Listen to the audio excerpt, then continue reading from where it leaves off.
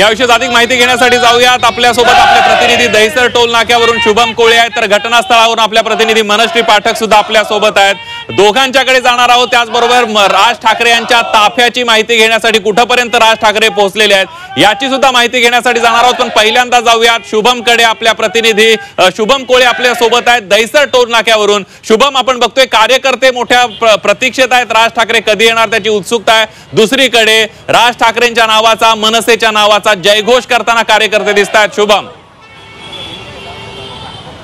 निश्चित पाहिलं सध्या मी आहे दहिसर टोल नाक्यावरती। याच ठिकाणाहून मनसे प्रमुख राज ठाकरे जे आहेत ते मीरा रोडमध्ये जे आहे ते प्रवेश करणार आहेत। मोठ्या संख्येने मनसैनिक असतील किंवा बहुभाषिक कार्यकर्ते असतील ते आता या ठिकाणी राज ठाकरेंच्या स्वागताकरिता जमलेले आहेत। तर स्वतः मनसे नेते अविनाश जाधव देखील या ठिकाणी आहेत। सर, काही वेळातच जे आहे ते राज ठाकरे मीरा रोडमध्ये याच मार्गाने प्रवेश करणार आहेत।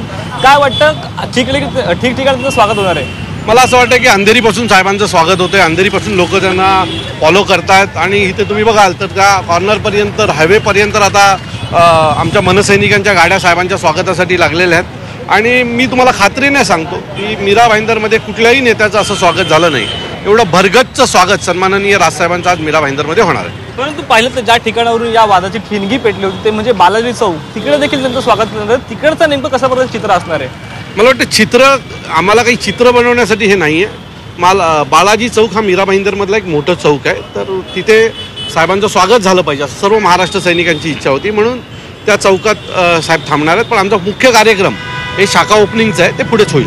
शाखा ओपनिंग कशा प्रकारची असणार आहे? तिकडे नेमकं राज ठाकरेंचं भाषण देखील असणार आहे। सर्वांचं लक्ष त्या शाखेवरती आणि भाषणाकडे लागलं। साहेब शाखा उद्घाटनासाठी येतात, तिथे आम्ही व्यासपीठ बनवलेलं आहे। साहेबांची इच्छा असेल, साहेबांना जर बोलावंसं वाटलं तर साहेब तिथनं बोलतील।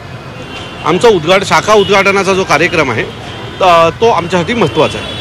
पाहिलं तर ज्या प्रकारे मीरा भाईंदरमध्ये, मीरा रोडमध्ये परप्रांतीयांची अनेक दुकानं आहेत, परंतु आज ती दुकानं कुठेतरी बंद दिसून येत आहेत। काय वाटतं, येणाऱ्या काळामध्ये कसं चित्र असेल? मराठी किती प्रमाणात बोलली जाईल मीरा रोडमध्ये? तुम्हाला पुन्हा सांगतो की आम्हाला ताकद दाखवायला जाऊ नका।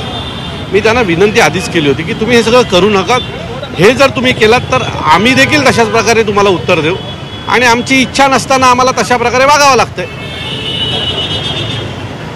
पहिलं तर मनसैनिक असेल किंवा मराठी माणूस मोठ्या प्रमाणामध्ये मीरा रोडमध्ये मराठी भाषेसाठी, मराठी माणसांसाठी लढा देतोय। काय वाटतं, येणाऱ्या काळामध्ये मीरा रोड, मीरा भाईंदर मनसेचा बालेकिल्ला ठरू शकेल का?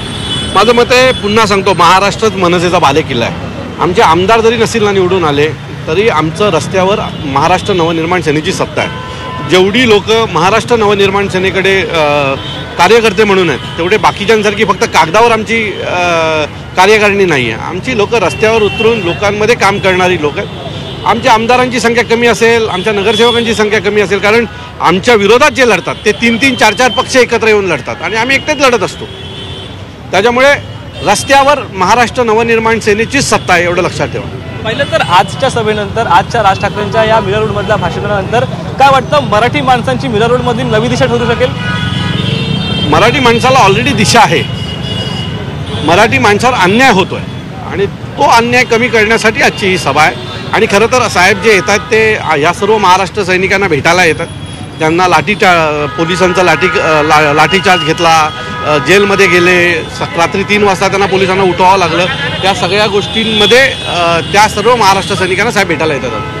निश्चित पाहिलं तर आम्हाला प्रत्युत्तर द्यायला नको असा थेट इशारा सगळे नेते आणि कार्यकर्ते मोठ्या संख्येनं या ठिकाणी आपल्याला दिसत आहेत दहिसर टोल नाक्यावर, आणि सगळ्यांना प्रतीक्षा आहे राज ठाकरे यांच्या आगमनाची। दहिसर टोल नाक्यावर सुद्धा मोठ्या प्रमाणात स्वागत होणार आहे।